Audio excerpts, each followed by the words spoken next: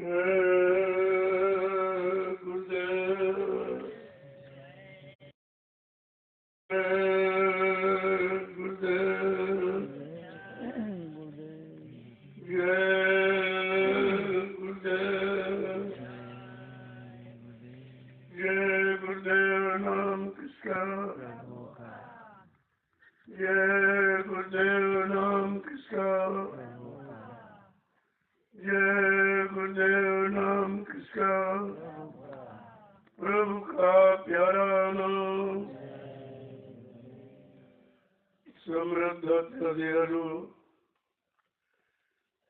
स्वामी जी महाराज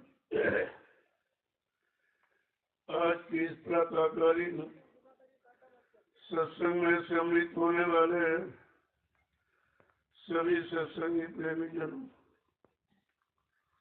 संत मत के प्रेमियों को ये हमेशा ध्यान गौर ख्याल करना चाहिए। ये मानव जीवन हमें किस काम के लिए मिला, क्योंकि ये करोड़ों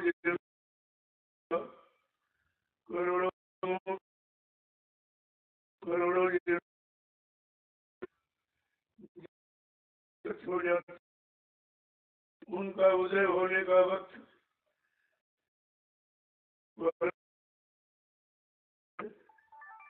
मानव शरीर को पाने की मिलती है।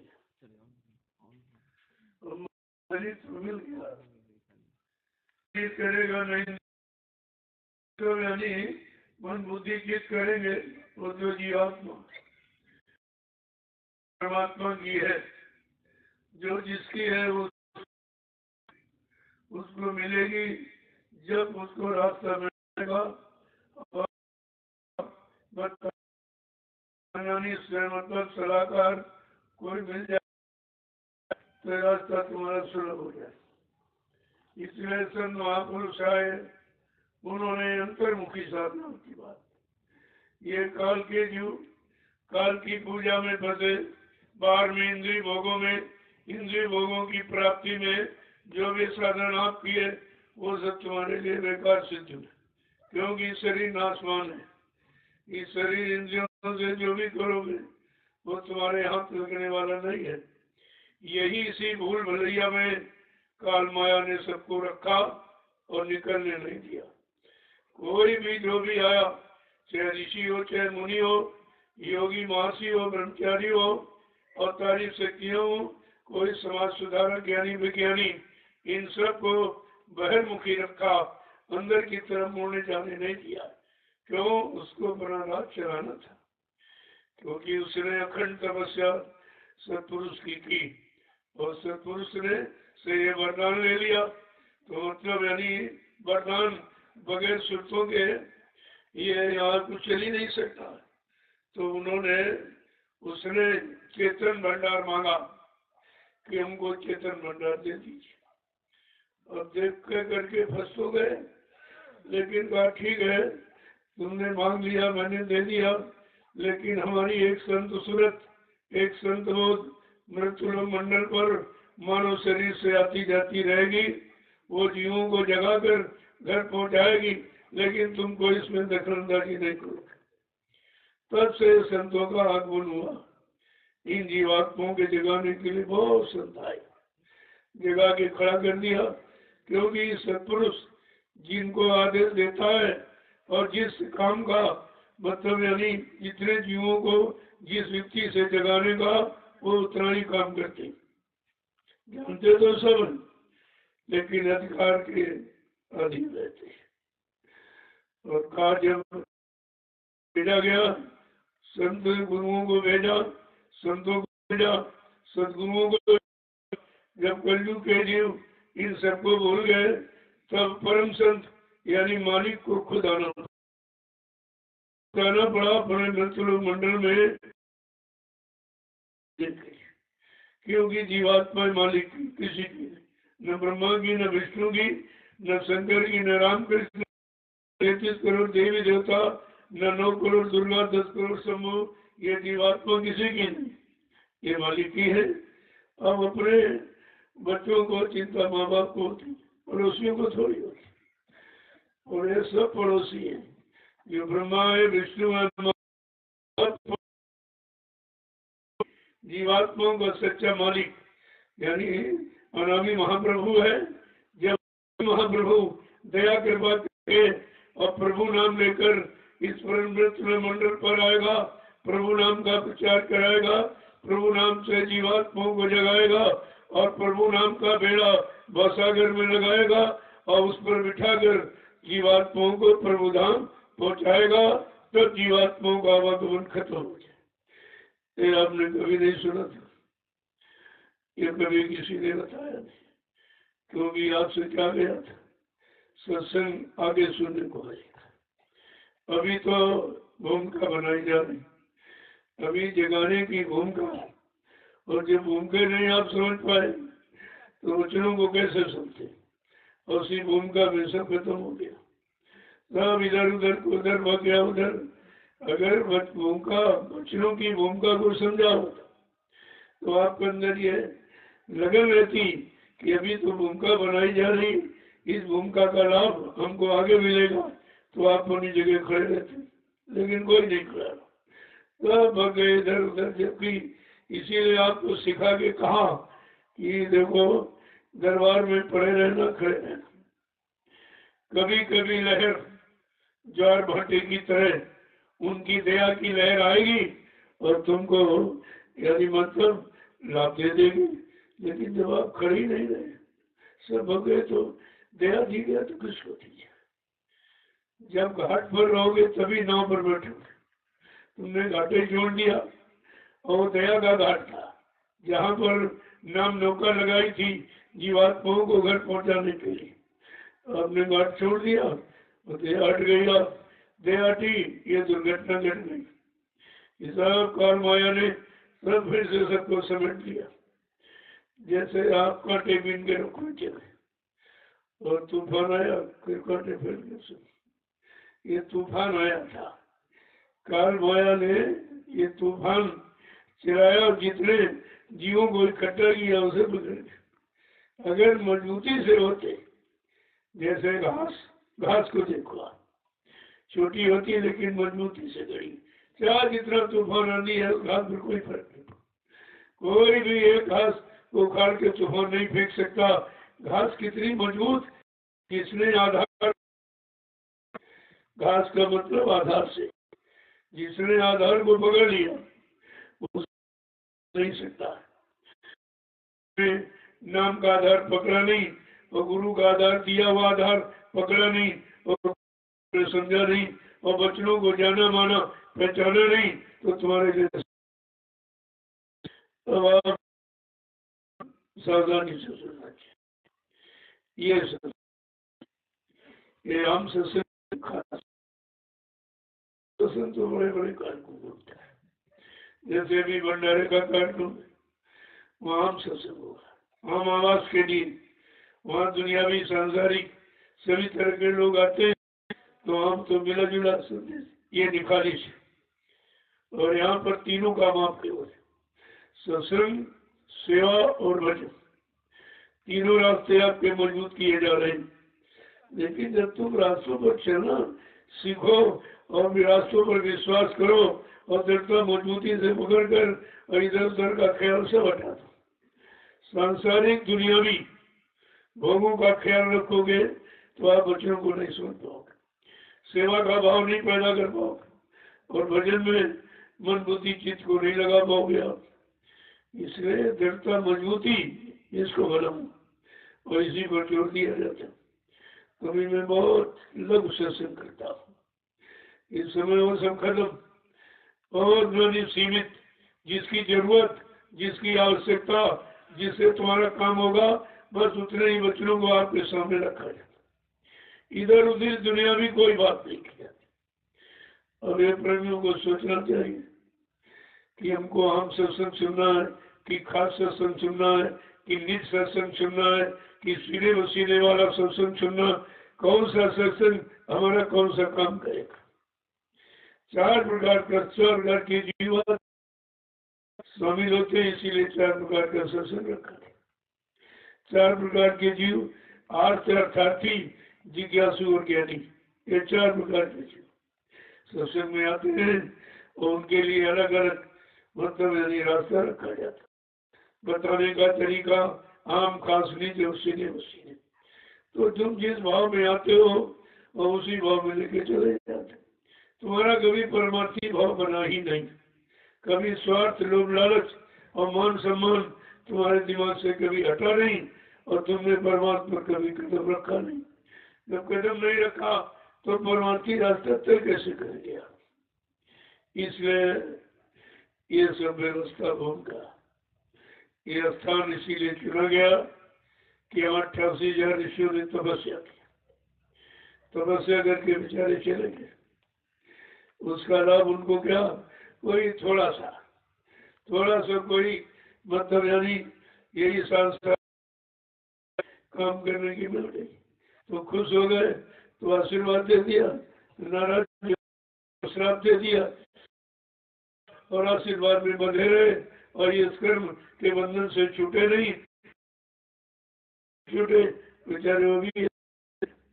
अब उनकी तपस्या वाली ये बनाई भूमि पर कोई न कोई महापुरुष आएगा और वचनों को यहाँ सुनाएगा, तो उनका भी वायुमंडल ये प्रदूषण खत्म हो जाएगा और उनकी तपोभूमि पर लोगों को परमार्थी काम करने का मौका मिलेगा। आज हमको मौका मिला हुआ, तीनों काम यहाँ हो, सत्संग भी हो रहा, सेवा भी और भजन, ये तीनों काम कहीं नहीं। कहीं तुम हिंदुस्तान में चले जाओ, इतने मजहब, इतने धर्म, मत मतांतर फिरके और संगठन बने हुए हैं, लेकिन ये तीनों काम कहीं आपको नहीं, कहीं नहीं मिलेगा। केवल चर्चा, और चर्चा का खर्चा लंबा और मिलना कुछ नहीं। लोगों ने कितनी पूजा पाठ की, क्या मिला? उनसे पूछो कितने साल से तुम पूजा कर, जिसकी पूजा करे वही नहीं मिला, उसी का दर्शन नहीं हुआ, उसी से तुम्हारी कोई मांग डिमांड पूरी नहीं हुई, जब वो मिला ही नहीं, इतना फंसा लोगों को। काल माया की चाल है कि जड़ पूजा में फंसा दो, अपनी पूजा का ज्ञान मत हो जाएगी, अपने घर हो जाएगा। उसने अपना राज बसाने के लिए तो तपस्या की थी, तपस्या करते गई, तब से राज तपस्या करो मेरा जब बन जाओ। उसने शत्रु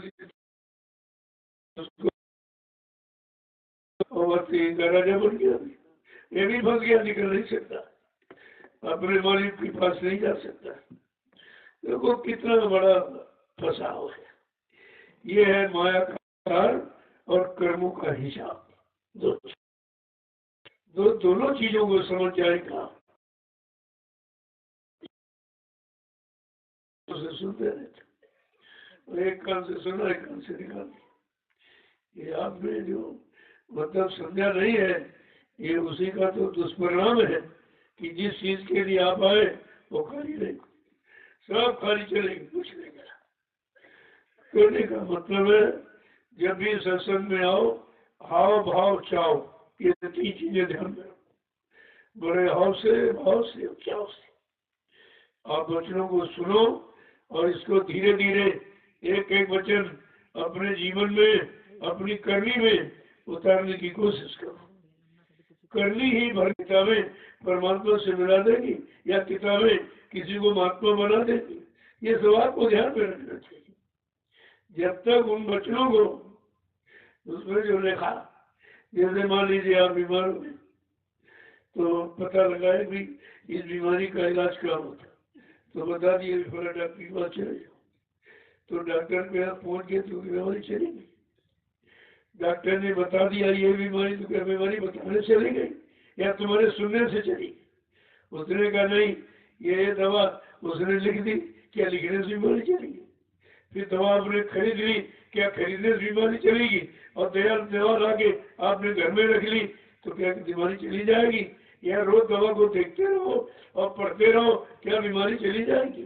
जब तक दवा को खाओगे, वो भी विधि विधान से, ऐसे नहीं, विधि विधान से, परहेज से, और नियम और संयम दोनों चीजें लागू, नियमानुसार और समय अनुकूल जब प्रयोग करोगे तो आपको लाभ मिलेगा। ऐसे ये वचन है नियमानुकूल और समय अनुकूल, जब इन वचनों का समय से प्रयोग करोगे तो आपको लाभ मिल जाएगा। ऐसे आपको सुनने सुनने दे तो कुछ नहीं, सुनने के लिए पशु पक्षी उनके कान वो भी सुनते, उनको नहीं लाभ मिल रहा है।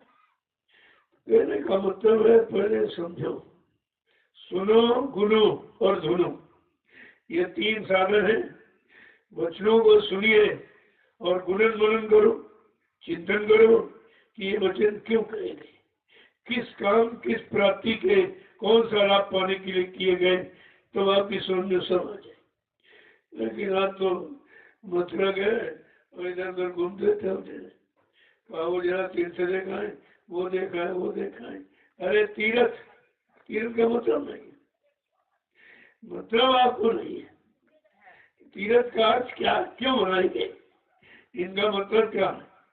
पहले वहाँ महात्मा रहते थे, लोग गए वहाँ, महात्मा मिल गया कोई, उसने संदेश दे दिया, युक्ति दे दी, घर आए, करने लगे तो लाभ मिल गया। अब तो वहाँ कोई महात्मा है नहीं, तो सब उजारी बुझारी अंडा फंडा, जिनको कुछ नहीं मालूम, जिनको अध्यात्म का रास्ते ही मालूम, और उनको शरीर के बारे में भी नहीं ज्ञान कि ये हम काम कर रहे हैं, इसका परिणाम क्या होगा, इसका परिणाम कितना खराब, कितनी उधर मार पड़ेगी, जो इधर ले रहे हो उधर देना पड़ेगा आपको, क्योंकि ये लेन देन जगत व्यवहार है। संसार में आकर जो भी आप मन बुद्धि चित्त, खाने की मतलब यानी अगर इंद्रियों से, शरीर से, मनसा वाचा कर्मणा, ये तीन कर्म आपके, मन से, वचन से और कर्म से जो भी कर्म करोगे इसका फल भोग यही आपको भोगना पड़ेगा, चाहे शुभ करो चाहे अशुभ, और शुभ अशुभ कर्म ये भी बंधन है, और इसी में सबको बांध दिया। कभी तुमने पुण्य किया, कभी पाप किया, कभी शुभ किया, कभी अशुभ किया, कभी अच्छा किया, कभी बुरा किया, और ये सब कर्म यही का, ये शारीरिक जीविक कर्म, शारीरिक जीविक और मानसिक तीन कर्म है। तो तीनों में यहाँ फंस गया, और फंसने का रास्ता मैंने मतलब निकलने का रास्ता तो बताया नहीं, फंसने का रास्ता जो भी आया एक नया रास्ता खोल दिया तुमको, ये करो ये करो ये करो। अरे जब तक करो के शब्द में रहोगे, करो और मरो, करो और मरो, ये मरने का रास्ता है। कहा करो और चलो, वो करो जिससे यहाँ से चलना हो, यहाँ से निकलना हो, अपने घर को जाना, अपने मालिक को पाना, वो करो। बात तो ये है कि जो शब्द है उनको आपने समझा, लोगों ने तो बुद्धि की कवायद किया और तोड़ मरोड़ कर दिया, समझा नहीं, तोड़ मरोड़ अर्थ का अनर्थ, और जो परमार्थ उसको स्वार्थ लोभ लालच में बदल दिया, और सब फंस गए, और जिनको सुनाए वो भी बेचारे फंस गए। तभी का अंधा गुरु और बहरा चेहरा, कोई नरक में ठेली ठेला। अगर गुरु अंधा, गुरु की आत्मा की आंख नहीं खुली तो चेहरे को क्या दिखाएगा, देखने का क्या सच्चा राज बताएगा। अगर कान नहीं खुला है तो ऊपर से आवाज जो जीवात्मा को बुलाने की आ रही वो कैसे सुनाएगा। तो कहा यहाँ तो बड़ा देर हो गया, गुड़ अंध बधिर कर देखा, एक न सुने एक नहीं देखा। का गुरु अंधे और गुरु का मेल हो गया। यहाँ गुरु अंधा है, चेहरा बहरा है, न उसका कान खुला न उसकी आंख खुली, तो ना वो देखा और ना उसको सुना सकता। कहने का मतलब है संत महापुरुषों ने संकेत इशारे में सब कुछ कह दिया, लेकिन उनके इशारे बड़े रहस्यमय होते। तभी का संत वचन अटपटे, झटपट लखे न कोय, और जो झटपट लखे तो झटपट दर्शन हो। अगर उनको लखने वाला देखना, देखने की आंख अगर खुल जाए तो आपको इस पर दिखाई देगा, और कान खुल जाए इस पर सुनाई देगा आपको। लेकिन किधर का कर उधर का। अब आपका यहाँ का दो आंख दो कान नाक बंद हो जाए, को दिखाई सुनाई देगा आपको। तो आप तलाश करते हुए किसी डॉक्टर वैद्य हकीम की तलाश करो जो इसकी औषधि जड़ी दवा जानता हो, जानकार मिल जाएगा, आपको आंख कान ठीक कर देगा। लेकिन जो जीवात्मा का आंख कान नाक मुद्दतों से बन, उसके बारे में कोई विचार ही नहीं। किसी ने आपको समझाया, इशारा किया ही नहीं कि जीवात्मा में भी कोई आंख कान नाक है कि नहीं। ये दिव्य ज्ञान नहीं है, अक्षर ज्ञान है यहाँ। दिव्य ज्ञान, शुद्ध ज्ञान जो संत महापुरुषों का है, दिव्य दृष्टि खुलने का, दिव्य कान खुलने का, दिव्य नाक खुलने का, वो तो यहाँ किसी ने आपको बताया नहीं। और इधर ये है नहीं 4 वेद 6 7 18 पुराण, चारों वेदों में 1 लाख श्लोक है, 80 16,000 ज्ञान का, वो भी शारीरिक इंद्रियों का ज्ञान, आत्मज्ञान के बारे में कुछ। इसीलिए कहा कि संत मता वेद नहीं जानो, संत मत को वेद पुराण भी नहीं जानता, क्योंकि वेद ब्रह्मा जी ने सुना, वो लिख दिया। कहते मैं साधना में बैठा, हमको कोई आवाज सुनाई नहीं, आवाज सुनता रहा, लिखता रहा, सुनता रहा, लिखता रहा, लेकिन मैंने देखा कुछ। अब आप भी बताओ, कान का सुना सच्चा की आंख का देखा सच्चा। जब उसकी आंख नहीं खुली जिसने लिखा, तो तुम्हारी आंख कैसे खुल जाएगी पढ़ने से। लिखने वाले की आंख नहीं खुली और देखा नहीं, तो सुनने वालों की आंख कैसे खुल जाएगी। अगर इस जड़ता के ज्ञान को आप समझ लेते, तो चेतन के लिए तुम्हारे अंदर जिज्ञासा पैदा होती कि जड़ता तो ये ज्ञान ये है, लेकिन चेतन ज्ञान कौन। क्योंकि शरीर जड़ है, इंद्रियां जड़ है, तो इनके लिए तो जड़ सामान ठीक है, ये मिल गया आपको, भोजन है, पानी है, कपड़ा है, पति है, पत्नी, बाल बच्चे है, सामान और सामान, ये तो जड़ शरीर के लिए। जीवात्मा तो कोई सामान प्रयोग करती नहीं यहाँ का। तो उसकी खुराक क्या है जो तुम्हारे शरीर को जिंदा रखे है, और शरीर से आप जड़ सामान का प्रयोग कर रहे हो। अगर जीवात्मा निकल जाए, ये सामान भी आपका बेकार, तो शरीर खत्म हो जाएगा, सामान आपका सब बेकार। जो तुमने संचय किया, इकट्ठा किया जीवन भर, झूठ बोल कर, छल कपट, बेईमानी करके, छीना झट्टी करके आपने पैदा किया, भी बेकार। इसका प्रयोग भी आप जब ही कर सकते हो जब आपकी चेतन जीवात्मा मनुष्य शरीर में रहेगी, और वो एक दिन जाएगी जरूर, क्यों उसका समय निश्चित निर्धारित है। जब ये जीवात्मा मन के साथ लगी रही, मन यहाँ भोग करता रहा, उसी कर्म के अनुसार उसको योनियां शरीर मिलते रहे, पशुओं के शरीर में, पक्षियों के शरीर में, कीड़े मकोड़ों के शरीर में, जंगली जानवरों के शरीर में जीवात्मा बराबर साथ लगी रहे, क्योंकि वो वचनबद्ध है। यद्यप किसी शरीर का भोग नहीं करती, फिर भी बेचारी लगी रही, क्योंकि वो वचनबद्ध है, साथ छोड़ नहीं सकती। क्योंकि उसने कहा, जब वो सत्यलोक से नीचे उतरी और बीच में त्रिकुटी धाम में आई, जहाँ मन का वासा है, तो मन को साथी बना लिया। कहा चलो हम तुम दोनों नीचे चलेंगे और देख करके वापस लौट आएंगे, हम बगैर तुमको लिए साथ में नहीं आऊंगी, बस इतना। तो जब शरीर नीचे इस मानव तन में जीवात्मा आई, तो यहाँ पर वो दोनों आंखों के मध्य भाग में बैठ गई, क्योंकि इस वही स्वच्छ साफ स्थान है, और इधर नीचे गंदगी है, और मन फौरन नीचे उतर गया इंद्री घाटों पर, और क्षणिक गंदा रस ले लेके इतना गंदा और कमजोर जर्जर हो गया कि उसके बाद कोई बल पुरुष नहीं कि वहां से निकल सके। वो बेचारी बैठी इंतजार कर रही, साथी कब आएगा, मित्र कब आएगा, दोस्त कब आएगा। उसी इंतजारी में कितने युग बीत गए, और ये भोगों से निकला नहीं, और कोई निकल जो आए वो सब फंसने वाले आए, सब उसी भोगों में फंसे गए। चाहे राजा हो, चाहे रंग हो, चाहे ऋषि हो, चाहे मुनि हो, चाहे योगी, चाहे सन्यासी हो, मंत्र ज्ञानी, चाहे अवतारी शक्ति जिनको भगवान का, वो भी फंस गए थे, किसी को निकलने नहीं दिया। ये है कालमाया, कितनी प्रबल, जिनको आप सर्वा समझते। यहाँ के लोग कहते हैं ब्रह्मा विष्णु महादेव, एक सृष्टि बनाने वाला, एक सृष्टि चलाने वाला, एक निर्णय लेने वाला, का तीनों जो को माया ने दबा के रखा। शिव चतुरानंद देख निराई, अपर जीव के लेखे माई। गोस्वामी महाराज लिखते हैं कि ब्रह्मा विष्णु महादेव इस माया को देख के थर थर कांपते, जिनको आप सृष्टिकर्ता, पालन करता, संहार करता समझते हो, वो बेचारे थर थर कांपते हैं।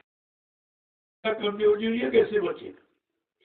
इसको तो जहाँ जाएगी वहां जी वो माया पकड़ करके काम कर। तभी देश से मुक्त कराने के लिए, छुड़ाने के लिए सतगुरुदेव आए और आपको पूरा रास्ता बताया। और बताया नहीं बल्कि वादा किया कि जिनको मैं नाम से जोड़ रहा हूँ, नाम दान दे रहा हूँ, उन जीवात्माओं को जब तक उनके सच्चे घर नहीं पहुंचा लूंगा, मैं इस मानव शरीर को छोड़ के जाने वाला नहीं हूँ। क्योंकि मैंने मानव शरीर ही के वास्ते धारण किया। क्या जरूरत थी? अपना अनामी धाम, खुशनुमा देश, प्रकाश में, चेतन, आनंद में देश को छोड़कर इस गलीज और गंदगी वाले देश में आ गए। किसके लिए? अपनी जीवात्माओं को लेने के। अपनों को अपने से प्यार होता है, फिर माँ बाप को अपने बच्चे से बहुत लगा होता है। ये जीवात्मा सब उसी मालिक की बच्ची, सब उसी की बच्ची। तो अपने बच्चों के लिए दया करने आए और तुमको समझ नहीं पाए, न जान पाए, न मान पाए, न पहचान पाए, और सब भ्रमित हो गए। कहने का मतलब यह है, बच्चों को सुनो। अब यह सत्संग कहीं आपको मिला नहीं था, क्योंकि सत्संग का भी समय निश्चित है कि किस समय किए जाएंगे। उन्हीं तो मैं तो बहुत से कहने लगा, जब आम सत्संग होता 4-4, 5-5 घंटे कि उनको सब तरफ से निकाला है, कहीं खान पान में फंस गए, गंदे कर्मों में फंस गए और देखने सुनने में फंस गए, तो मतलब उनको निकालने के लिए तमाम तरह के दृष्टांत और प्रमाण ये सब उनको देने पड़ते, उसी में समय लग जाता। लेकिन ये तपो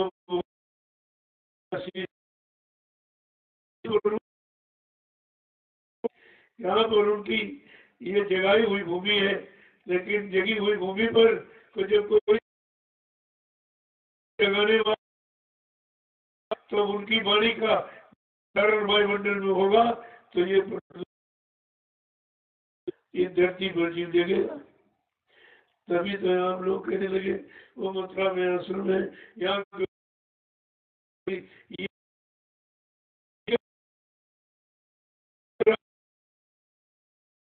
जबकि इसी नए विचारण में 10 जुलाई से 23 जुलाई तक 1997 में गुरु पूर्णिमा का कार्यक्रम इसी नदी किनारे हुआ था। जिन दिन क्या कहा गया था, तो भूमि है, यहीं से सतयुग के अंकुरण निकलेंगे। तो अंकुरण और कोई आधार होगा, ये आधार आदेश पर है।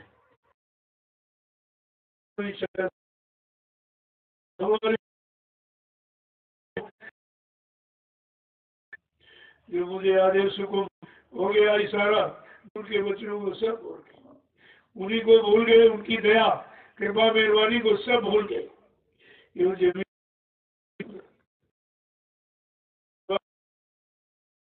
से उसे चल जाएगी वही जमीन, ये थोड़ी है तो पूरे हिंदुस्तान में आश्रमों का निर्माण। बात तो ये कि आगे सदुगी व्यवस्था तो मेरे नहीं, स्वार्थी लोभी राजी नहीं होगा, कोई चरित्रहीन, कोई यानी मतलब महात्मा, महान आत्मा है। ये लाल कपड़े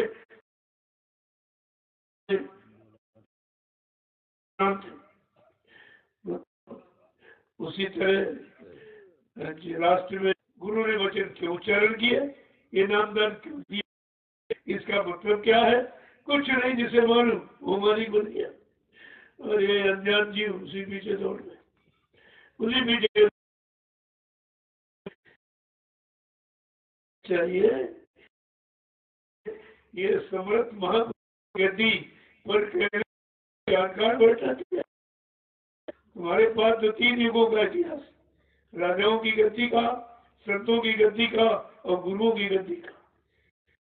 यदि गुरु का सब कुछ समान आत्मज्ञानी, आत्मा को जगाने वाला, पाप कर्मों में माफी दिलाने वाला, न तुमको मालूम न उसको मालूम, भूल जाओगे आप। क्योंकि जो कानों, ये कान आज जो शरीर वाले हैं, इनकी बोलने की आदत है। ये आँख कान जो है देख बिसर जाती है। ये सब कान माया का खेल है। उसने शरीर में 2 आँख बना दी, एक आँख से अच्छा, एक से बुरा देखो। 2 कान, अच्छा सुनो बुरा सुनो। तो ये सब क्यों बनाए? दुविधा में फंसाने, 2 विधाएं बना दी फंसाने के लिए।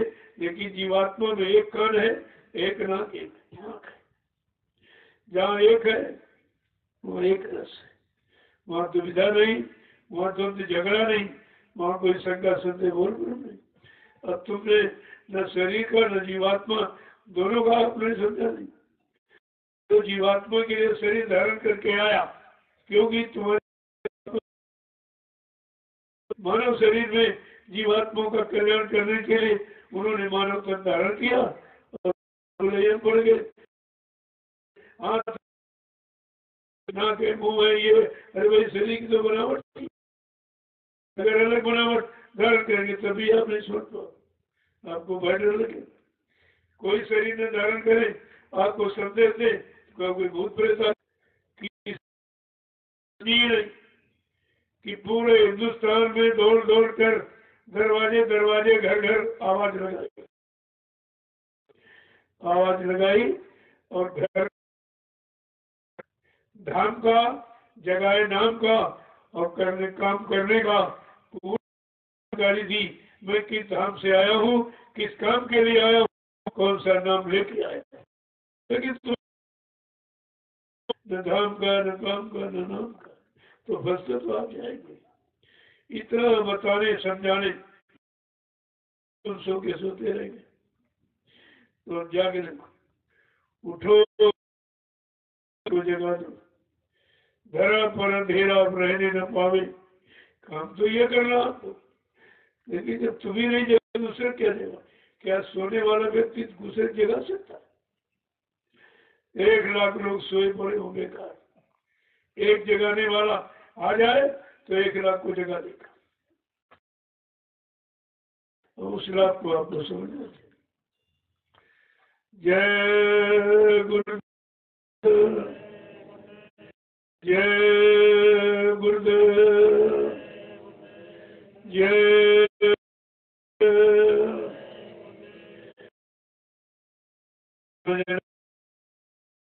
समझदार ज्ञानी कहा जाता है उसको, जो केवल सुनता है सुनाता है, ज्ञानी नहीं, महाज्ञानी। खुद फंसा दूसरों को फंसाना, खुद मतलब नहीं देखा दूसरों को देखने नहीं देना। इसलिए जो तुम्हारी स्थिति को समझकर तुम्हारे अनुसार सरल रास्ता निकाल कर तुमको घर पहुंचा, उसको सुनो, उसकी सुनी और तुम्हें सुनाकर तुम्हारे घर पहुंचा। देखना सुनना तो उसी को है, और तुम्ही अंधे बहरों को देखते हो, जिसने सुना उधर को देखा सुना नहीं, उन्हीं को देखते तो तुम्हारा भला कैसे हो जाएगा? तुम अपने भला, तुम्हारा भला कौन कर रहा, या तुमसे अपना भला कौन कर रहा? तुम्हें लाभ कौन दे रहा, या तुमसे अपना लाभ कौन ले रहा?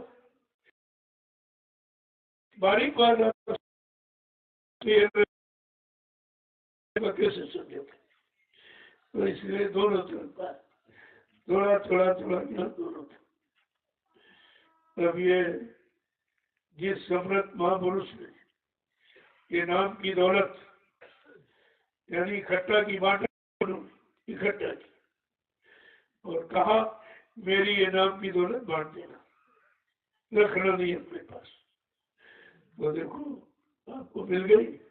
मतलब यानी उसी सम्राट महापुरुष की निज धाम जाने की पुण्यतिथि अगेन सुधी 10वीं और ये 72वां वर्ष हो गए। उनको एक खजाना देके और निज धाम गए मतलब यानी, और कहा कि मेरा ये भंडार है, ये भंडार नाम का धन का खजाना, इसको बांट देना। वो महापुरुष ने बांटा, आपने उन्हीं को पहचाना नहीं, बांटने वालों को नहीं पहचाना। बांटने में कोई पैसा लिया आपसे, कोई सामान दक्षिणा, कुछ नहीं। आप नहीं समझ पाए हो इतनी बड़ी चीज जो राजपाट धन दौलत सब कुछ न्यौछावर करने के बाद भी ये चीज नहीं मिलती। पहली बात, कोई चीज दी जाए कितने टेस्ट, कितनी, तो यहाँ सांसारिक डिग्री आपको मिलती काम करने की। और आत्मिक धन देने के लिए क्या समृत माली ने कुछ पूछा आपसे? कितना मुर्गा, कितनी शराब पी के आए हो, कितने बुरे कर्म करके आए, कितना धोखाधड़ी बेईमानी ये सब मतलब सीख के आए हो? कुछ नहीं पूछा। आपको शरण में ले लिया, गोद में बैठा लिया और नाम दे दिया। ये चीज ऐसी किसी ने नहीं बांटी। अरे माँ भी, अगर बच्चा अपने शरीर की हुई गंदगी में लिपटा पड़ा हो तो माँ भी गोदी नहीं उठाती जब तक पाक साफ नहला धोला नहीं लेगी। लेकिन समृत मारी ने कोई गंदगी आपकी, जबकि पाप की गंदगी, पापों की इतनी गंदगी है, इतनी बदबू है जो यहाँ किसी गंदगी में नहीं। लेकिन कुछ नहीं, आपसे पूछा भी नहीं। कहा एक कलयुग का कमजोर जीव है, भोगी विलासी, जानता नहीं वो गंदगी सिवा, इसने कुछ किया भी नहीं। तो जब कुछ किया नहीं गंदगी, तो गंदगी तो उसके पास है और क्या है। लेकिन विचार कुछ नहीं, ये हमदर्दी देखी आप, और आपको शरण में ले लिया और गोद में बैठा करके अमोलक धन दान दे दिया। आप जल्दी से इसकी कमाई करो। देखो शरीर अच्छा, परिवार बाल बच्चों के पालन पोषण के लिए, तो कहा तुम भाई खेती करो, दुकान करो, दफ्तर करो, बिजनेस, व्यापार, मजदूरी जो भी कर सकते हो, इसमें कोई रोका टोकी नहीं है, आप करो। लेकिन एक बात का ध्यान रखना, सच्चाई, ईमानदारी, मेहनत से करो। किसी का कर्म कर्जा न चले। जैसे तुम मुनाफा कहते हो वो कर्जा है, जिसे तुम अतिरिक्त लाभ कहते हो ओवर इनकम, वो कर्जा ही है।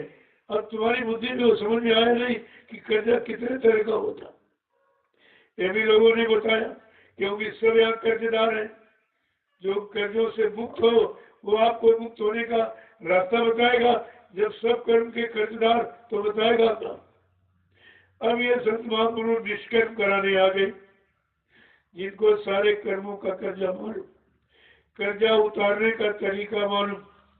जब वो आए तो आपको कर्जा उतारने का तरीका कहा। वैसे तो भजन के द्वारा उतरता, लेकिन कलयुग का जीव भजन कर ही नहीं सकता। कामी, क्रोधी, लालची और आलसी, इनसे भक्ति न हो।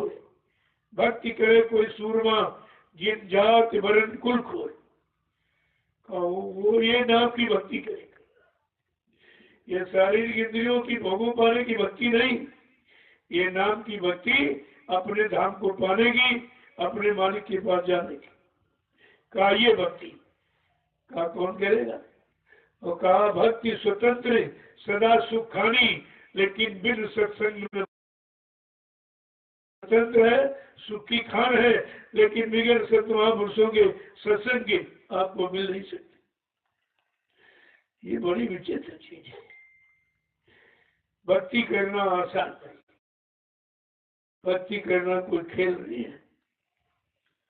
भक्ति करना का तन मन दिया फिर क्या अपना रहा, ये है भक्ति। जब तन मन धन दे दिया फिर तुम्हारा बचा ही क्या? तन मन दिया फिर क्या अपना रहा, ऐसी भक्ति जन कोई बिरला करे। इसलिए भक्ति सबसे न कमाई गई। भक्ति करना है आसान इतना नहीं, जिसको सत्संग बिना कोई पाई नहीं। बिना सत्संग के भक्ति हो नहीं सकती। अब ये जड़ भक्ति है, जड़ सामान पूजा पाठ करने वाली, तो जड़ भक्ति तो सभी जड़ में फंसे जीव कर रहे हैं। और फंसने के लिए कर रहे।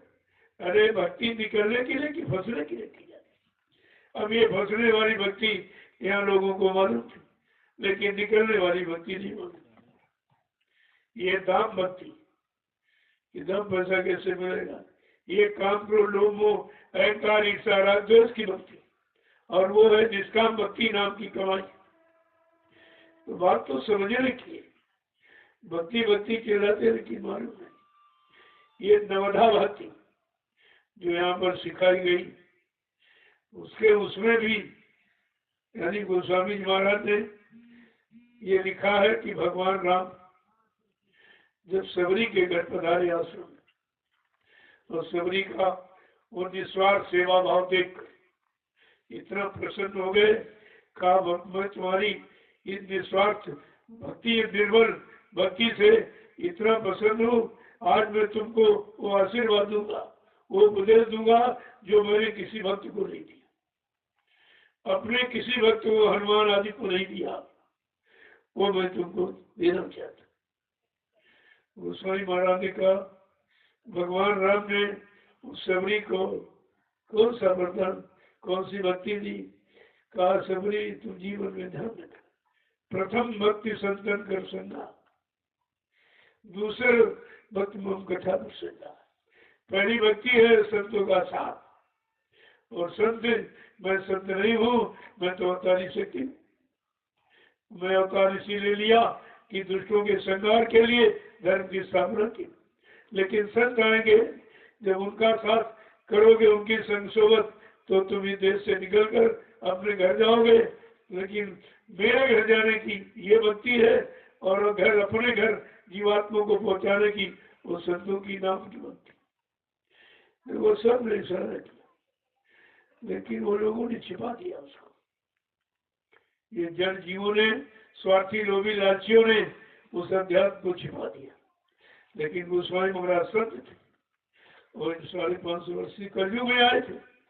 उन्होंने जीवों को निकलने के लिए अपना एक हस्तलिखित ग्रंथ, अपने अनुभव एक्सपीरियंस का जो उन्होंने साधना करके प्राप्त किया, वो रामचरित मानस के रूप में लिख दिया। लेकिन उत्तरकांड पूरा अध्यात्म लिखा, लेकिन वो कोई नहीं पढ़ता, जिसमें सारे प्रश्नों का, तुम्हारे संपूर्ण प्रश्नों का उत्तर है, सारी शंकाओं का समाधान है, वो तो आप पढ़ते ही नहीं। वो कहाँ पढ़ते, उसमें सब प्रथम भक्ति संतन कर संगा, दूसरे रथ मम कथा प्रसंगा। मेरी भक्ति मेरी दूसरी भक्ति, पहली भक्ति संतों की, मेरी दूसरी भक्ति देखो कितनी बड़ी। कहने का लिखने के लिए तो महापुरुषों ने कुछ ऐसा लिखा, मतलब यानी जो तुम समझ नहीं सकते, और ये पढ़े लिखे कुछ कभी साहब तो बिल्कुल नहीं। संतों को पढ़ने की क्या जरूरत, तो पढ़े पढ़ाए जाते। जिनको करना मालूम उनको पढ़ने की क्या जरूरत, बात तो असली है। और जो करना जिनको नहीं मालूम उन्हीं को पढ़ना पड़ता करने के लिए, कि हम भी करेंगे हमको भी लाभ मिलेगा। वो तो सबको नहीं कराया। कबीर साहब ने कहा भाई मैं तो बड़ा अनपढ़, कहा भी कि मत्स्य कागज छुएो नहीं। मत्स्य माने स्याही, और कलम और कागज मैंने हाथ से छुआ नहीं, लिखने के बाद तो छोड़ दो, मैंने छुए नहीं। लेकिन अध्यात्म को जानकर ऐसी रचना रच गई कि दुनिया नामे मात, सारी दुनिया उसी पर छावर। और कबीर पढ़े लिखे नहीं थे, और उनका लेख, उनकी किताबें एमए में चलती, एमए में चलती। देखिए आप, ये संतों का दिव्य ज्ञान है, और वही ज्ञान आपको कराने के लिए आए। अगर ये ज्ञान तुम लोग प्राप्त कर लो तो किताबी ज्ञान से बहुत दूर हट जाओ, क्योंकि किताबों में जो लिखा वो यही के लिए, और यही को पाने और रहने के लिए, और जन्म मरण के चक्कर में फंसने के लिए, लेकिन अध्यात्म यहाँ से निकालने के लिए। इसलिए संतों का दिव्य ज्ञान अनोखा है। उसी को धीरे धीरे धीरे अब समय आ गया है कि कलयुग के जीवों को जगाने का, तो मतलब यानी उसी का प्रयोग किया जाए। तो आप एक वचन देख सुनो, और सुनो कम, गुनो ज्यादा। तब तुमको उसका निचोड़, जिसे सार तत्व कहते तब निकलना है। आप कुछ करते नहीं हो, मन को कभी फुर्सत ही नहीं, इतना बिगड़ा, इतना शैतान, और इसी का सारा बिगाड़ है। उसी बिगाड़ में तुम्हारा सब कुछ बिगाड़ दिया है और तुमको भी बिगाड़ दिया, और मतलब यानी बुद्धि और चित्त, शरीर सबको खराब कर दिया। इससे बड़ा शत्रु कौन हो सकता? और तुम उसी को मित्र माने, जो तुम्हारा शत्रु है उसको मित्र मानते, उसी का कहना मानते। मन अभी कहते नहीं नहीं यहाँ से जाना, फट से जोड़ा प्रभु चल दो। अब ये नहीं सोचा कि किस लिए आए, यही मन घर में कह रहा सत्संग चलो सत्संग चलो, अब कह रहा घर छोड़ो घर छोड़ो, ये कहीं टिकने नहीं देता। ये दौड़ाने भगाने किसी बात, अरे दौड़ते भागते रहोगे तो क्या मिलेगा? तो मन की गति को हर वक्त किसी को मत देखो, अपने मन को कि गुरु वचनों को पकड़ रहा कि नहीं पकड़, संसारी वचनों को कितना पकड़ रहा, संसारिक कार्यों में कितना मतलब यानी इसको लगाव है, और भोगों से कितना लगाव है। ये नाम योग की साधना क्यों नहीं करता? उससे लगाव क्यों नहीं रखता? भोगी योगी कभी नहीं हो सकता, और भोग करने वाला योग की साधना नहीं कर सकता। इसलिए आपसे भोगों को धीरे धीरे हटाया जा रहा, कभी एक सप्ताह, कभी 2 सप्ताह, अब कभी 1 महीना, कभी 2 महीने, 6 महीने, ऐसे आपको धीरे धीरे गृहस्थ आश्रम से अलग किया जाता, आश्रम में रखा जाता कि धीरे धीरे भोगों को भूल जाओ, जिसने तुम्हारा कितना भारी नुकसान किया, शरीर को कमजोर कर दिया और बुद्धि चित्त को भी गंदा कर दिया। मतलब यानी ऐसे यानी जो तुम्हारा इतना भारी नुकसान कर रहा, उससे धीरे धीरे अलग हो जाओ। तो ये अलग होना आपको सिखाया जा रहा, कभी 1 सप्ताह के लिए आगे, कभी 2 सप्ताह के लिए। और जब आप 6 बरस अगर इसी तरह 6 बरस आप रुक जाओ, फिर उधर मिल जाएंगे। ये 6 बरस का कोर्स है। 6 बरस अगर रुक गए मन बुद्धि चित्त से, और यहाँ वचन यानी सत्संग और सेवा और भजन सबका मतलब समझ लिया और लाभ ले लिया, फिर उधर जाने का सवाल है। ये है सच्चा बैराग। इसी बैराग के कोई लाल कपड़ा गाड़ी रखाना बैराग नहीं होता। ये तो भ्रम भूल है कि तुम उस काबिल में नहीं हो कपड़ा पहन लिया। ये भगवान भगवान की प्राप्ति का ये यूनिफॉर्म है, और ये भगवान लाल कपड़ा, ये लाल बंडल दूसरे नाम का, जो दूसरा नाम दिया गया उसका घर है। उसके लोक में जो लोग पहुंच जाते हैं और वहाँ की साधना करके उनको यहाँ पर ड्रेस दे दी गई कि अगर भाई इस लोक में कोई जाना चाहता है तो इसे मिल लेना, ये यूनिफॉर्म है, इसे मिल लेना। तो ऐसा नकली तो किसी लोग देगा, इसी लोक में रहने की शिक्षा नहीं मालूम है, नियम सिद्धांत कानून नहीं मालूम, तो ये सब दिखावा, और इसी दिखावा ने सब खराब कर दिया। इनको इसका दंड मिलेगा। भाई किसी की नकल करोगे और शकल नहीं है तो दंड मिलेगा। पहले अकल बनाओ, नकल बिना अकल के काम नहीं करते, और नहीं अकल है तो भी शकल बिगाड़ दी जाएगी। सबको समझना चाहिए। अगर कोई पुलिस की नकली ड्रेस पहन ले तो मुकदमा चल जाएगा, 420 को बंद कर दिया।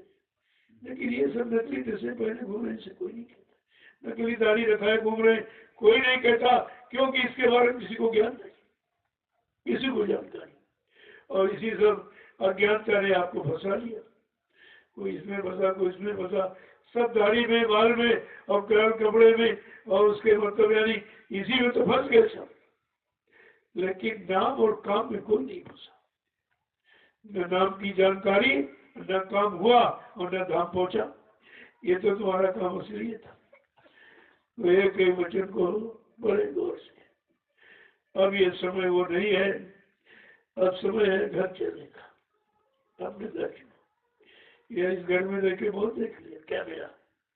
सब रो रहे हैं, सब परेशान, ये बीमारी, ये तकलीफ, ये झगड़ा, ये झंझट, मतलब यानी सब तरह तरह की परेशानियां, और परेशान होकर भी नहीं समझ पा रहे हो कि परेशानी आ कैसे रही। अरे परेशानी का देश ही है, ये दुख का सागर है। यहाँ सुख पाने के उपाय है, लेकिन दुख का सागर आपको तो सोचना चाहिए। जय गुरुदेव, जय गुरुदेव, जय गुरुदेव, जय गुरुदेव। नाम किसका? जय गुरुदेव। नाम किसका? प्रभु का प्यारा नाम। ये भी अनोखा इशारा कि प्रभु का नाम यहाँ आया ही नहीं कभी। यहाँ हरि का नाम, राम का नाम, कृष्ण का नाम, प्रभु नाम नहीं आएगा। और प्रभु नाम ही प्रभु धाम पहुंचाएगा और जीवात्माओं को सच्चा धाम प्रभु धाम। सत्यलोक नहीं है, सत्यलोक से संत आते जाते रहते, वहां भी आना जाना वहां तक, लेकिन आना जाना खत्म हो जाए, वो है प्रभु धाम, वो है अनाम, अनामी।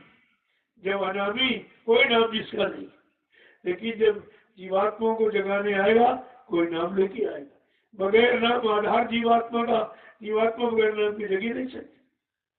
तो वो नाम लेके आए और नाम की आवाज लगाई, धीरे धीरे कान में आवाज पड़ी तो जीवात्मा सचेत होने लगी कि ये तो मेरे घर का नाम, मेरे मालिक का नाम, ये कौन आ गया, क्यों आ गया, किस काम के लिए आया। तब धीरे धीरे धीरे ये जगने लगे।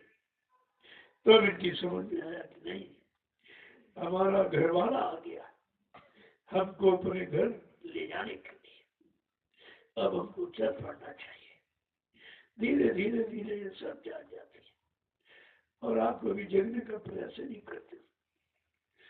तो इसलिए पहले शुद्धिकरण, ये शरीर शुद्ध हो जाए, तमाम गंदे कर्म, गंदा खान पान ये सब किया है तो गंदगी को ला दिया आपने, वो गंदगी सेवा से जड़ेगी। वैसे तो भजन से जड़ते, लेकिन भजन आप कर ही नहीं सकते था, तो सरल कर दिया कि भाई सेवा करो। अगर तन में गंदगी तो तन की सेवा करो, गंदगी उतर जाए, और मन में गंदगी तो भजन करो, मन की गंदगी चली जाएगी। अगर वाणी जवान से किसी कुछ कह दिया, कोई निंदा आलोचना बुराई कर दिया, तो ये भी पाप आपने ला दिया। तो कहा उसके लिए महापुरुषों के वचन है, जहाँ बैठो उन वचनों को कहो, और वचन से अगर जीव जाग गया तो तुम्हारा कर्म मुझे उससे भी उतर जाएगा। ये सब देखिए आप। कहा भाई अन्न खा के कोई पाप कर दिया तो अन्न का कर्जा कैसे उतरे। अन्न खा के कोई पाप किया आपने तो अन्न का सबसे बड़ा कर्जा हो गया। तो कहा उसके लिए रास्ता निकाला कि भंडारों में अन्न देकर, और जो भंडारे की रोटी बनेगी उसको जब भजनानंदी खाएंगे, और किसी वजह से 1 लाख आदमी खड़ा तो कोई पाप नहीं। वो तो तरीका है कि जब तुम्हारी यानी अन्न की रोटी जब भजनानंदी कोई खा के भजन करेगा तब आपको अन्न का कर्जा उतार देगा। देखो कितने तरीके आपके साथ लगा दिए, जो ये तरीके किसी ने बताए भी नहीं और किसी ने लगाए भी नहीं आपस, क्योंकि जिसको ले जाना है वो पाक साफ करके तो ले जाके अंदर तो ले जाए। जैसी आई थी जीवात्मा वैसे ही जब तक पाक साफ निर्मल नहीं कर लेंगे तब तक तुम्हारे साथ ये नियम लगा ही रहेगा, चाहे कितने जन्म तुमको देने पड़े, कहा कितनी बार जीवात्मा को भेजना पड़े, जब तक आप यानी मन ये मतलब गंदगी नहीं उतारोगे तब तक यहाँ से जा ही नहीं सकते। हाँ, भोग करने के लिए किसी से भोग भेज दिया जाए, योनियों में जा सकते, लेकिन सतलोक नहीं जा सकते, और मन तक निधान नहीं जा सकता। इन दोनों का जाना सार्थक नहीं हो सकता। तो सेवा का कोई क्योंकि सेवा कर सकता है। अब कौन सी सेवा? सेवा तो सभी लोग करते हैं, घर में भी आप बाल बच्चों की सेवा करते, लेकिन तुम्हारी निजी स्वार्थ की सेवा का जिस सेवा से लाखों लोगों को लाभ मिले वो सेवा आपकी परमार्थी सेवा मानी जाती है। अब मान लीजिए आप मिट्टी ढो रहे हो तो जी मिट्टी जहाँ पड़ रही है इसी पर आश्रम का निर्माण होगा, जिसमें आगे भविष्य में करोड़ों लोग आएंगे और उसका लाभ उठाएंगे, वो लाभ तुम्हारे खाते में आएगा, तुमको उसका परसेंटेज मिलेगा। ऐसे भारतता सेवा। और घर में तो सभी सेवा करते, दुकान करते हो, खेती करते हो, नौकरी करते हो, ये तो भाई तुम्हारी स्वार्थ की सेवा, इसमें परमार्थ का तो कोई काम ही नहीं। और परमार्थी सेवा कर्म कर्जा उतारती, तो सब तरफ से तुम्हारे पीछे लगेंगे कि चलो किसी तरह से भाई कल्याण हो जाए, उद्धार हो जाए। बहुत दिन हो गया, भूली भटकी बेचारी निर्दोष है, लेकिन मन को साथी बना लेने के कारण अब उसी साथ फंसी पड़ी है, तो इसलिए दोनों को निकालो, उसका भी वादा पूरा हो जाए। तब मन को साफ करने के लिए मन की घेराघारी कि मन नाम की साधना कैसे करेगा, तो आपको मन को 3 रास्ते, सत्संग करो, सेवा करो और भजन करो, तब ये मन कंट्रोल नियंत्रण में आएगा। मेरे बात को सब लोग करिए आप। जय गुरुदेव, जय गुरुदेव, जय गुरुदेव। अब आप खड़े हो जाओ। खड़े होने का मतलब समझ लीजिए, ये पैर सीधे टेढ़े करना नहीं, जो ये वचन है इनको पकड़ के खड़े हो और चल पड़ो। खड़े हो वचन पालन करने के लिए, सेवा करने के लिए, और बैठो साधना के लिए। यह है उठना बैठना। अभी उठने बैठना नहीं मालूम तुमको, किसी ने खड़ा हुआ जाता, किसी ने बैठा जाता, मालूम ही आपको कहाँ कुछ। अगर ये जब शरीर की कवायद नहीं मालूम कि उठने बैठने का मतलब क्या है, इसमें कितना बड़ा राज है, तो धीरे धीरे जब सत्संगों में आओगे सब समझ में आ जाए। और कहीं ये कुछ नहीं मिलेगा। जय गुरुदेव, जोर से बोलो, सब मिल बोलो, बोलना होगा, अभी से बोलो। दुख दर्द हरेंगे, सब कष्ट हरेंगे, सुख शांति भी देंगे, सबके दाता, सबके मालिक। प्रेम से बोलो, ये नाम नहीं इंसान का, ये काम नहीं इंसान का।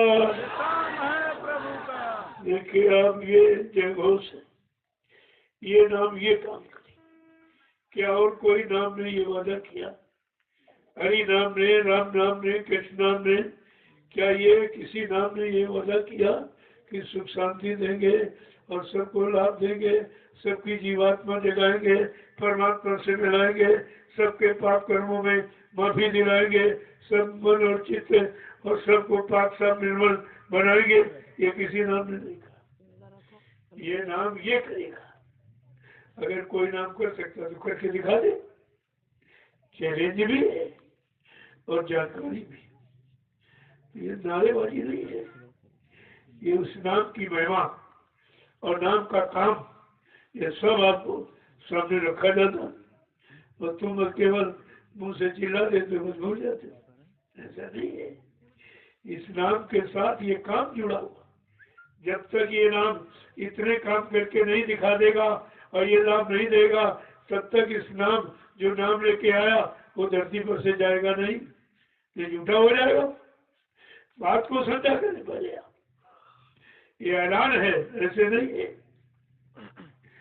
जय गुरुदेव। सतयुग कौन लाएंगे, विश्व में शांति कौन लाएंगे, जन जन में प्रेम कौन लाएंगे? स्वामी जी का कहना है, शाकाहारी रहना है। क्या खा पी कर हुए खराब, अंडा मछली मांस शराब, क्या खाने से होगी भलाई, साग सब्जी दूध मलाई। अब कुछ होने वाला है, वक्त बदलने वाला है। ये सबसे बड़ी चीज। ये कोई नहीं बता सकता क्या होने वाला, लेकिन जिसको मालूम है वो केवल इशारा कर रहा, क्योंकि अभी वो घड़ी नहीं है। अब कुछ होने वाला है, तो उस कुछ के लिए सब कुछ छोड़ करके कुछ को पाने की तैयारी करो, तब कुछ बात समझ। कुछ और सब कुछ में अंतर है। सब कुछ पाने के लिए कुछ छोड़ना पड़ेगा, और न तो कुछ समझ पाना, सब कुछ न कुछ छोड़ा, न सब कुछ आज तक आपको मिला, क्यों तुम वचन को समझते नहीं। अब कुछ होने वाला है, वक्त बदलने वाला है। जो आप ही समझ न पाएंगे वो बार बार पछताएंगे। जो आप ही जाग न पाएंगे वो जीवन भर पछताएंगे। स्वामी जी की वाणी है, सत्यों की अगवानी है। यदि स्वामी जी की बात न मानी, निकल कछु मर जाएगा। यदि स्वामी जी की बात न मानी। निकल कछु मर जाएगा। स्वामी माने आदमी, इंसान नहीं, मालिक। जो मालिक है उसे स्वामी कहते हैं। और स्वामी माने पति, जो जीवात्माओं का पति, जीवात्माओं का मालिक, उसे स्वामी कहते हैं। वो भी बात तुम्हारी समझ में नहीं आई। यहाँ सबको स्वामी जी कह देते हैं, सबको सत्य जी महासत कह देते हैं, क्योंकि तुम्हें तो मालूम तो कुछ है ना इसके बारे में। स्वामी कौन, किसको अधिकार, किसको स्वामी बना के भेजा गया कि जाओ जीवात्माओं को जगाओ और जगा कर घर ले आओ, वो मालिक है। बात तो समझा करिए आप। अब आप सेवा में चलो। ये सेवा मुख्य है। ये सेवा पीछे आने वाले लोगों को नहीं मिल सकेगी। ये वो सेवा है जिस सेवा से आप कितने करोड़ लोगों को लाभ दे देंगे। इसे मिट्टी मत समझो। एक दिन शरीर भी तुम्हारा मिट्टी हो जाएगा। शरीर वो मिट्टी होने के पहले इस मिट्टी से अपना काम बना और दूसरों का भी काम हो जाए। तो मिट्टी की मत समझे उसको। बात तो कुछ जरूर है, मिट्टी इधर से उधर क्यों लगाई यार इधर से। इसी में आप आदेश पालन में आपकी भक्ति जुड़ी और ये सेवा तुम्हारे कर्म में उतारेगी और आगे वाले लोगों को लाभ देगी। कितने बड़े काम करेगी। इतनी मिट्टी मत समझिए इसको। जय गुरुदेव। देखो जो भंडारे की सेवा कर, रोटी की सबसे बड़ी सेवा, बगैर राशन के काम ही नहीं होगा। ये मिट्टी ढोएंगे तो रोटी नहीं मिलेगी, ढो पाएंगे। तुम्हारी तो सब रोटी तो सब सेवाओं के साथ जुड़ी है, इसलिए रोटी सबसे बड़ी सेवा है। तो रोटी बनाने में रोटी बनाए और इनको वही, इनका जलपान वही कराई, नाश्ता, सुबह का नाश्ता वही, एक दो रोटी, उस पर घी लगा दी और एक नमक, एक हरा मिर्च, दो मूली, थोड़ा सा गुड़। इससे बढ़िया कोई भोजन नहीं। जब आप खाने लगोगे तो दूसरा भोजन अच्छा नहीं लगेगा और सब बीमारी खत्म। 6 महीने प्रयोग कर लो, बीमारी कोई शरीर में नहीं लेगी। लेकिन तुम चटपटे, तीखे, मसाला वो मसाला खाकर आपने कितना बिगाड़ किया और जितना आज तक अच्छा खाया और अच्छा काम नहीं किया, सब बुरे काम किए। तो जरा ये खा के देखो, तुम्हारा मन भी मतलब ठीक हो जाए और बुद्धि और चित्त और शरीर निर्मल सब हो जाएगा। तो ऐसा नहीं, भोजन का लाभ है और ये आपकी, आप लोग देखो सब तैयार हो जाए। ये है हिंदुस्तान को एक सबक ज्ञान दे रहा कि सेवा का मतलब क्या, सेवा लेने का अर्थ क्या। जब तक सेवा लोगों के कार्य नहीं आएगी और वहां धन नहीं लगेगा तो तुम्हारा दान देने का कोई मतलब नहीं। लोगों ने कितना दान लिया और वो करो, कुछ नहीं किया और यहाँ किसी से मांगा नहीं गया। जो आपने प्रेम और सेवा श्रद्धा भाव में दिया उसी का देख लिया निर्माण आप। 3 महीने के अंदर क्या इतना बड़ा काम कोई कर सकता। ये मालिक का काम, मालिक की मौज का, उनकी दया का, उनकी प्रेरणा का है। और आपके सामने अभी जुलाई में कार्यक्रम हुआ, कोई चर्चा नहीं थी। अगस्त में जमीन और सितंबर, अक्टूबर, नवंबर में जैसा देखिए सब तैयार। अभी आलू कहीं नहीं तैयार है, आपको तैयार ही। 15 दिन बाद इसको खाना शुरू कर दो, बाजार का लाना बंद। ये शुद्ध है, बिल्कुल शुद्ध एकदम। और आपकी कमाई कहाँ है, पैसे भी आपके लगे, वो आपकी गाड़ी कमाई, मेरा तो कुछ नहीं। मैं तो एक बीच में खड़ा हो गया हूँ कि चलो भाई आपकी सेवाओं को दुरुपयोग हो, बस इतना है। बाकी मेरा कुछ नहीं, मेरे पास तो रोटी कुछ है नहीं, वो भी आपकी थी। ये कपड़े पहने ये भी आप, एक रोटी दोपहर शाम कभी कभी एक ही लेता हूँ, वो भी आपकी दी हुई। और ये गाड़ी जिससे जल्दी लोगों में जन जागरण हो जाए आपकी दिल। मेरा तो कुछ है ही नहीं, सब आपका दिया हुआ, तो आपके काम में लगा हूँ कि जितनी जल्दी आपका काम हो जाए। हमको बहुत जल्दी है, क्योंकि हमको भी अपने घर जाने की जल्दी है। यहाँ रहने का कोई मतलब तो है नहीं, काम हो जाए बस, चलो चल पड़ो। और आपसे भी कहता जल्दी तैयारी करो, चलो।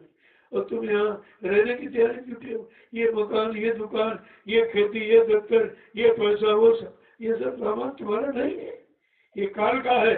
और जब तुम्हारा समय खत्म हो जाए तो छीन लेगा।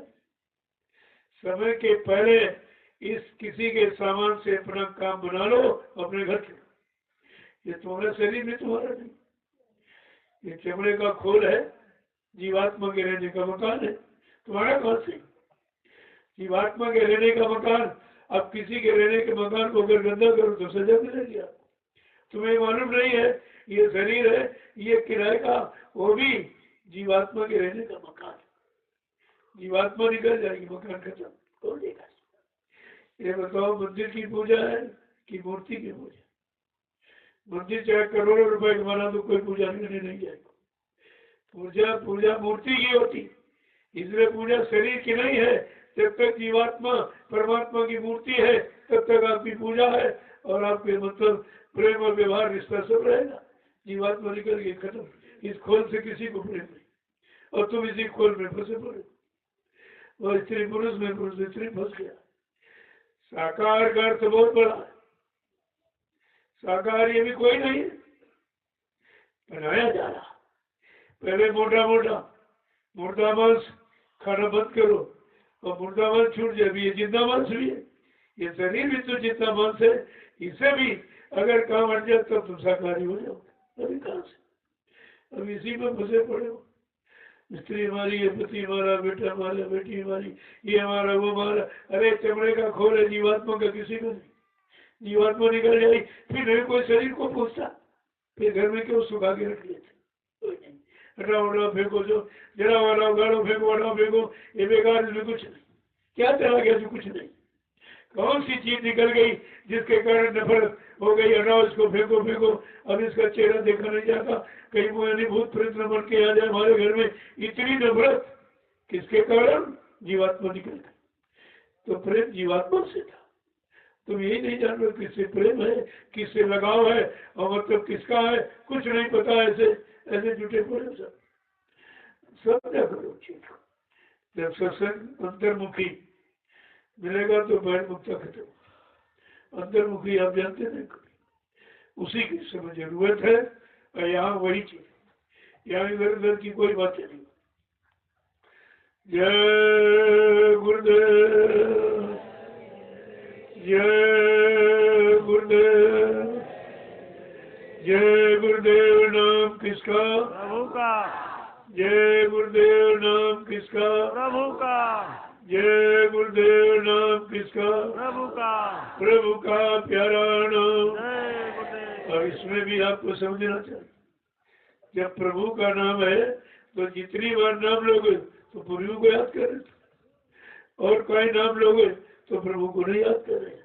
तो प्रभु को याद कराने का कितना अच्छा तरीका, जिससे मिलो जन्म, जहाँ जाओ जन्म, चलते फिरते, उठते बैठते, काम करते, आप शरीर और हाथ पैरों से काम करते हो। जवान से तो कोई काम नहीं करता, और सारा स्वाद जवाने लेती है। तो इसका भी पाप हो जाए, उतार दो नाम का स्मरण करके। आपसे ऐसी लिखा जा रहा भाई, तूने नाम जपन क्यों छोड़ दिया? काम न छोड़ा, क्रोध न छोड़ा, और हरि भजन क्यों छोड़ दिया? ये नाम जपन क्यों? इसमें कौन सा किराया पड़ता? अरे जवान का कोई किराया, और जवान में सारा दोष है, इसी ने सारे स्वाद लिए। तो इसका भी बोझा उतार दो, चलते फिरते जय गुरुदेव, जय गुरुदेव। जब भी बैठो उठो कोई काम, जब ऐसी तुम्हारी रटन, ऐसी लगन नाम से हो जाएगी तो आप हमेशा भजनी कर। ये नाम श्वास पर अंकित हो जाए, और श्वास ऐसे चलती, जैसे तुम्हारा माला घूमते ऐसे श्वास चलती। ये सच्ची माला है। जब श्वास पर अंकित हो जाए तो ये जड़ माला तुमको उठाने की जरूरत नहीं पड़ेगी। ये जड़ कान बंद करने की जरूरत नहीं, जड़ आंखें बंद करने की जरूरत नहीं। अगर उधर आपने नाम को जोड़ दिया, काम आपको यह करना, और इसमें कोई खर्चा नहीं। इस पूजा में कोई खर्चा, कोई सामान, जुटाने लाने की जरूरत नहीं है, सब तुमको बना के दे दिया गया, केवल प्रयोग करना सीख लो तो सब हो जाएगा। तो जय गुरुदेव, जय गुरुदेव। उठते बैठते सोते जागते काम करते, जब रात शाम को सो तो फट से 10 माला जय गुरुदेव नाम वो फट से सो गया, कोई सपना खराब नहीं, कोई तकलीफ बाप को अंदर में नहीं होगी। धीरे धीरे अंदर और बाहर बिल्कुल एक रस हो जाओगे। लेकिन तुम बातें नहीं समझते, ये गुरुदेव का मतलब ही आते तुम्हारी सुनने नहीं आए। जब प्रभु का नाम है, किसी इंसान का, शैतान का, कोई अवतारी काल शक्ति का, कोई देवी देवता का नाम तो है नहीं, प्रभु का नाम जो सबका करता धरता, सबका कुल मालिक है, उसका नाम। जब तुम सबका जो करता धरता कुल मालिक का नाम लोगे तो देवी देवता सब खुश है, तुमको ही करने की जरूरत है नहीं। अरे जब डिग्री मिल गई तो प्राइमरी जूनियर की क्या जरूरत, क्यों फंसे पड़े इसमें। लेकिन समझे नहीं लोगों को, ये बातें नहीं समझते, इशारा नहीं समझ में होता। तो थोड़ा सुनो, गुण हो जाता। अब आप लोग जाइए उधर सेवा में लग जाओ, तो तुम्हारे लिए भोजन वहीं आ जाएगा वहीं पर। और देखो यहाँ तो भोजन की चिंता नहीं कि बनाना है, क्या ले आना है, क्या खरीदना, कुछ सारी चिंता तुम्हारी खत्म है। अभी भजन अगर नहीं करोगे तो फिर काम करो। घर में आप कर नहीं सकते, घर में तुम्हारी बनाई व्यवस्था। आपको मालूम है कि घी कहाँ रखा, तेल कहाँ। अगर चूहे ने डिब्बा गिरा दिया तो भजन छूट जाएगा, डिब्बे चला जाओ कि घी का तो नहीं गिरा दिया, तेल तो नहीं फैला दिया। यहाँ तुम्हारी कोई व्यवस्था नहीं, केवल भजन के सिवा यहाँ तुम्हारे भजन करने की ही व्यवस्था, तुम्हारे फंसने की और लगाव की कोई व्यवस्था नहीं। यहाँ भी नहीं किया तो फिर तुम कहीं नहीं कर सकते। यहाँ आपको भजन करने के लिए बुलाया गया। भजन क्यों नहीं कर पा रहे हो कि मन साथ नहीं देते, सेवा में लगा। इसको फुर्सत है बच्चों, कोई न कोई भजन इस पर लाके रहो कि इसको फुर्सत लगी उधर जाने की, मुड़ जाएगा फिर कहाँ जाएगा। और तुम इसको फुर्सत दे देते, बैठे हो तो बैठे क्यों, और बैठे हो तो माला उठाओ, गुरु नाम देखो, क्यों बैठे हो। लेकिन ये तुम करोगे नहीं, नहीं करोगे तो वो अपना काम करेगा, वो तो बैठता ही नहीं कभी। तुम्हारा शरीर थक जाता, गिर जाता कि तुम सो गए, लेकिन वो बराबर चलता रहता। अगर चलता नहीं तो स्वप्न कैसे होता है, स्वप्न में मारपीट भी करता है। सारे गंदे अच्छे जो किया और वही सब दोहराया करता, वही अपने की हुई फिगरें और फिल्में आपको दिखाते रहता, उसी को स्वप्न कहते। स्वप्न से हटकर जागृत, जागृत की तरफ चलो। स्वप्न, सुसुप्त, जागृत, 3 अवस्थाएं होती है। आप इस अवस्था में आपको लाने के प्रयास किया जा रहा कि स्वप्न को छोड़कर जागृत में आ जाओ, तो तुम्हारा सोना जगना बराबर हो जाएगा। फिर सो गए, थक गए तो गिर गया, शरीर को रिश्ता आराम मिल गया, लेकिन मन कभी नहीं सोता। इतना भागने दौड़ने वाला, अगर इसको साथी बना लो, जितना इधर भग रहा उधर भक्ति की तरफ उतना भगेगा और नाम की तरफ उतना भगेगा। भगेगा तो उसको मालूम है, आपको भगना सिखाना नहीं है, केवल आपको बोलना, थोड़ा मूवमेंट करना सीख जाओ तो काम हो जाएगा आपको। कठिन नहीं है, लेकिन कठिनता में तुम पड़े हो, और जो कठिन है, जो जटिल है, उसको छोड़ना नहीं चाहते। जो पकड़े हो ये सब जटिल। जय गुरुदेव। अब आप चलिए, मैं शाम को मिलूंगा आपसे, सबसे मिलता हूँ, वहीं पर मिलूंगा, आऊंगा, मैं देखूंगा कौन किसी सेवा की है। अगर थक गया है तो प्रसाद दे दूंगा, थकावट खत्म हो जाएगी। मन की थकावट दूर करने के लिए प्रसाद वहां मिलता, और तन की खुराक ये भंडारे मिलती, और आत्मा की खुराक भजन है। तीनों खुराकें समझ लीजिए, काम हो जाएगा आपको। बाकी नहीं तो समझ पाते। जय गुरुदेव। अब आप लोग अपनी बड़ी सेवाओं में जो जिस सेवा को कर रहा वही करो। जब ये सेवा से फुर्सत मिल जाए, शाम को चले जाओ तो अपनी 5 डेलियां डाल दो। वैसे 25 डेलिया का संकल्प है सबका।